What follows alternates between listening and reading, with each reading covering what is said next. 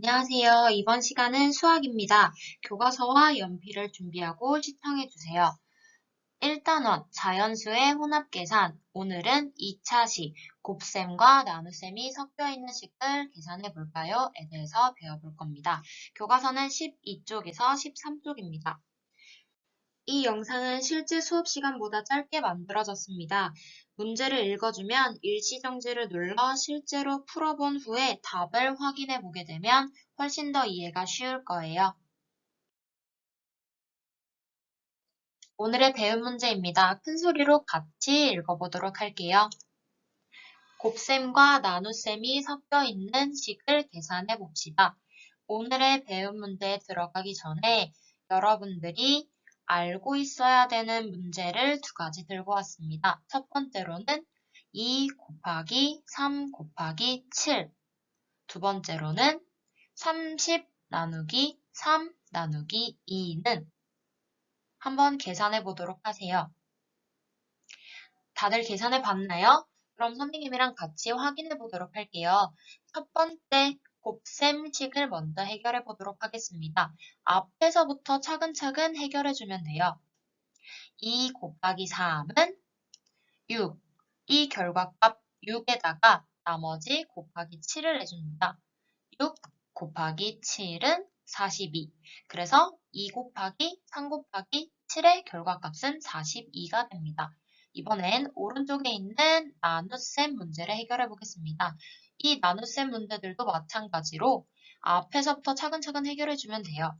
첫 번째로 30 나누기 3은 10이고요. 이 결과값 10에다가 나머지 나누기 2를 해주면 10 나누기 2가 되어 30 나누기 3 나누기 2의 결과값은 5가 됩니다. 이 두 가지 문제를 해결했다면 오늘의 배운 문제도 쉽게 해결할 수 있을 거예요.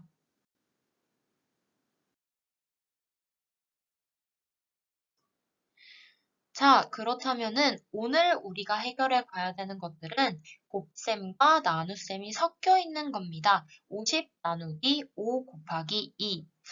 어라? 곱셈을 먼저 해줘야 되는 건가? 아니면 나눗셈을 먼저 해줘야 되는 건가?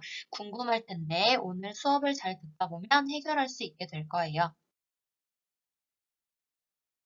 교과서 12쪽의 활동 1입니다.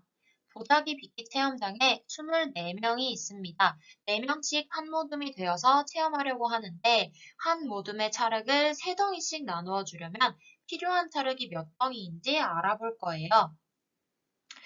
우리가 여기서 필요한 것들을 먼저 체크해 볼게요. 전체 학생 수는 24명, 모둠은 4명씩 한 모둠이 될 거고요. 한 모둠의 찰흙은 3덩이씩 나누어 줍니다. 우리가 구해야 되는 건 그쵸? 필요한 찰흙이 전체 몇 덩이인지입니다. 필요한 찰흙이 몇 덩이인지 구하는 방법을 한번 말해보세요. 어떻게 하면 구할 수 있을까요? 그림을 그려서 묶어보는 방법도 있을 거고 식을 써서 계산하는 방법도 있을 겁니다. 교과서 12쪽에 아이들이 대화하는 걸 한번 볼게요. 무엇을 먼저 구해야 하지? 모두 몇 모둠인지를 먼저 구해야 하지 않을까? 라고 대화를 하는 걸 봐서는 우리는 어떤 걸 먼저 계산해야 되는지를 일단 생각해 볼 필요가 있을 것 같아요. 그리고 안경 쓴 남자친구가 이야기를 해줬네요. 몇 모둠인지 먼저 구해야 될 것 같다 라고 합니다. 그래서 필요한 찰흙이 몇 덩이인지 구하는 식을 써보면 이렇게 나타날 거예요. 선생님이 설명해 주자면 우리가 아까 문제에서 알 수 있었던 전체 학생이 24명이고 4명씩 한 모둠이 된다라는 거니까 총 모둠의 수를 알려면 24 나누기 4가 되는 겁니다. 실제로 교실에서 24명 친구들끼리 4명씩 한 모둠을 하게 되면 결국 1모둠부터 6모둠까지 나오게 되는 거를 생각해 보면 될 거예요. 그리고 한 모둠에 3덩이씩 나누어 준다라는 말은 총 모둠수 곱하기 3을 하게 되면은 전체 필요한 찰흙이 몇 덩이인지 나타날 겁니다. 그래서 이걸 식으로 나타나면 24 나누기 4 곱하기 3이 될 거예요.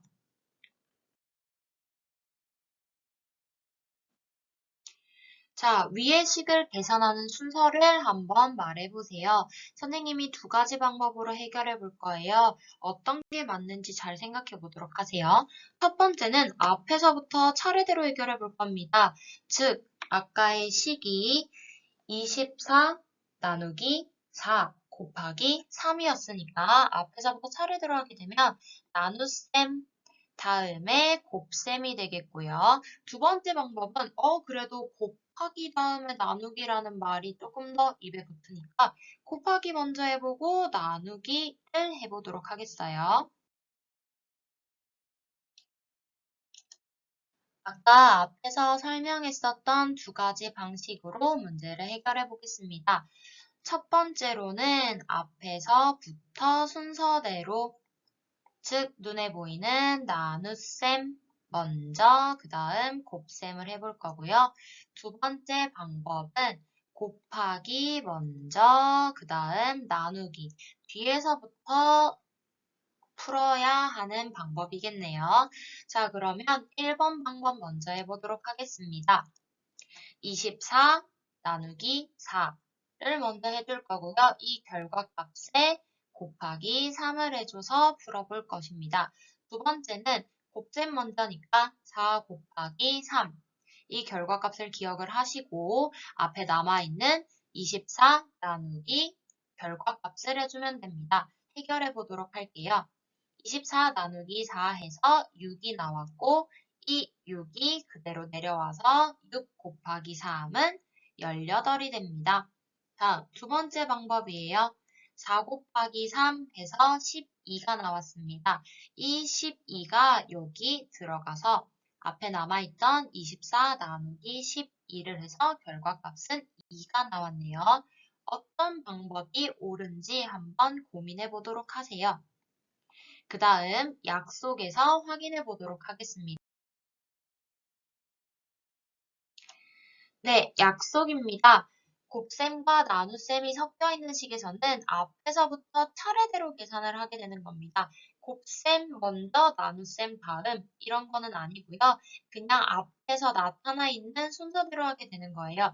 그래서 아까 24 나누기 4 곱하기 3 같은 경우는 24 나누기 3을 해주고 그 다음에 곱하기 3을 해줘서 결국 24 나누기 4는 6. 이 6에다가 곱하기 3을 해줘서 18이 결과값으로 나타나게 되는 겁니다. 교과서 2번 문제입니다. 13쪽을 봐주시면 돼요.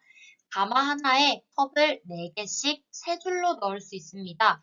컵 24개를 한 번에 부을 때 필요한 가마는 몇 개인지 알아볼 거예요. 여기서 중요한 건 4개씩 3줄로 넣을 수 있다는 것과 컵 24개를 한꺼번에 굽고 싶다라는 것, 우리가 구해야 되는 건 필요한 가마의 개수, 이렇게 세 가지를 잘 기억해 두시면 될 것 같아요.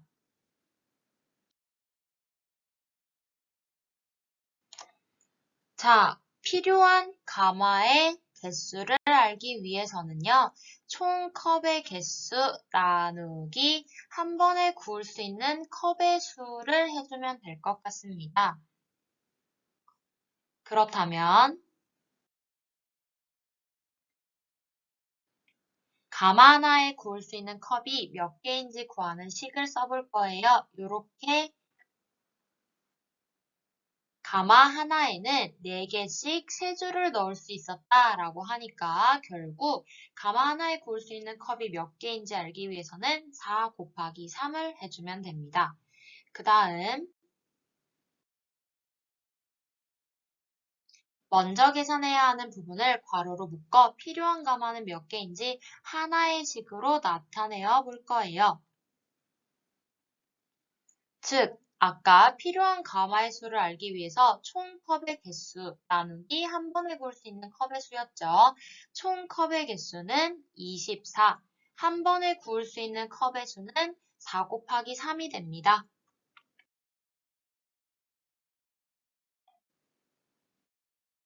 위에 식을 계산하는 순서를 한번 말해보도록 할 거예요. 이것 또한 마찬가지로 두 가지 방법 중에서 한 가지를 골라보도록 할 거예요. 앞에서부터 차례대로 해결할 거고요. 두 번째 방법으로는 괄호 안에 있는 걸 먼저 해결해 볼 겁니다. 어떤 게 맞을지 한번 고민해 보도록 하세요.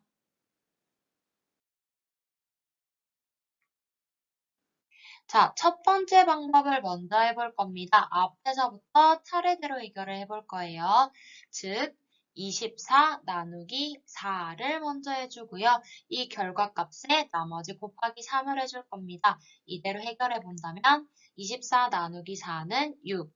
이 결과값인 6에다가 나머지 곱하기 3을 해주면 결과값이 18이 나오네요.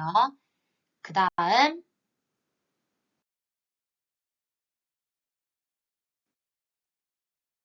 이번에는 두 번째 방법으로 계산을 해볼 겁니다.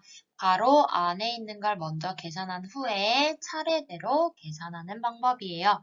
그렇다면 4 곱하기 3을 먼저 해줄 거고요. 그 후에 나머지 24 나누기 결과값으로 해주면 될 것 같습니다.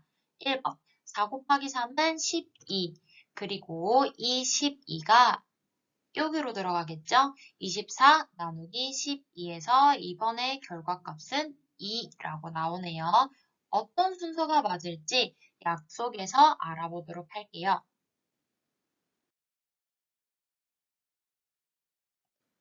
교과서 13쪽의 약속입니다. 곱셈과 나눗셈이 섞여 있고 괄호가 있는 식에서는 괄호 안을 먼저 계산합니다.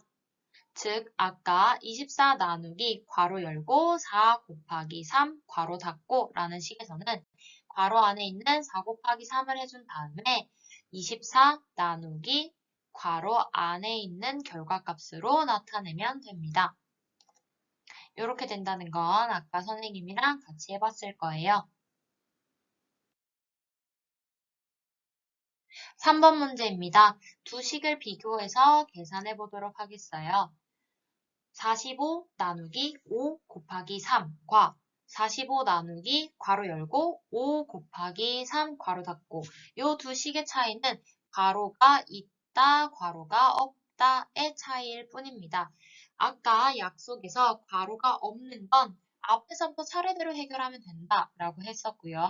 괄호가 있는 식에서는 괄호 안에 걸 먼저 계산한 다음에 앞에서부터 차례대로 해결이었어요. 그럼 약속했던 순서대로 계산해 보도록 하겠습니다. 첫 번째 45 나누기 5를 먼저 해주고 그 결과값을 나머지 곱하기 3 해서 해결해 줄 거고요. 그 다음 오른쪽에 있는 건 괄호 안에 걸 먼저 계산합니다. 5 곱하기 3 결과값을 45 나누기 결과값으로 계산을 해주면 될 것 같아요. 45 나누기 5는 9가 되고요. 이 9가 그대로 내려와서 9 곱하기 3은 27이라는 결과값이 나옵니다. 다음 괄호 안에 거 5 곱하기 3을 먼저 해주고 이 15는 여기 중간으로 들어가겠죠. 45 나누기 15에서 결과값이 3이 됩니다. 즉 괄호가 있다, 괄호가 없다의 차이인데 계산하는 순서가 달라져서 결과의 값이 27과 3으로 달라졌네요. 두 식이 어떻게 다른지는 선생님이 아까 같이 확인했습니다. 괄호가 있다 없다의 차이가 있었고 그 차이로 계산 결과가 달라지기 때문에 계산 순서를 주의해야 된다라는 걸 기억해 주시면 됩니다. 두 식의 계산 순서 각각 나타내봤고요. 계산 결과만 비교해 볼게요. 괄호가 없는 식은 27, 괄호가 있는 식은 3이라는 답이 나옵니다. 자, 오늘 배운 약속을 정리해 볼게요. 곱셈과 나눗셈이 섞여 있는 식에서는 앞에서부터 차례대로 계산합니다. 그 다음 곱셈과 나눗셈이 섞여 있고 괄호가 있는 식에서는 괄호 안을 먼저 계산해 주면 됩니다. 오늘의 가장 중요한 점, 계산 순서가 중요한 이유는 그렇죠. 결과값이 달라지기 때문입니다. 오늘 배운 계산 순서를 잘 기억해 주세요.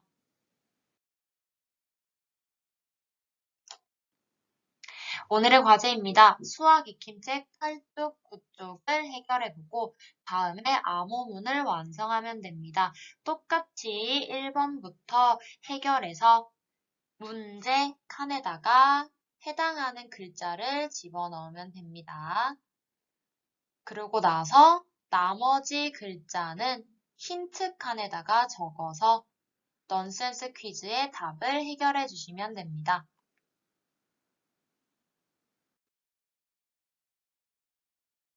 오늘 수업은 여기까지입니다. 영상 열심히 들어주셔서 고맙고요. 이해가 안 된다라고 하면은 선생님한테 질문해 주시면 될 것 같아요. 출처는 다음과 같습니다. 그럼 다음 수학 시간에 만나요.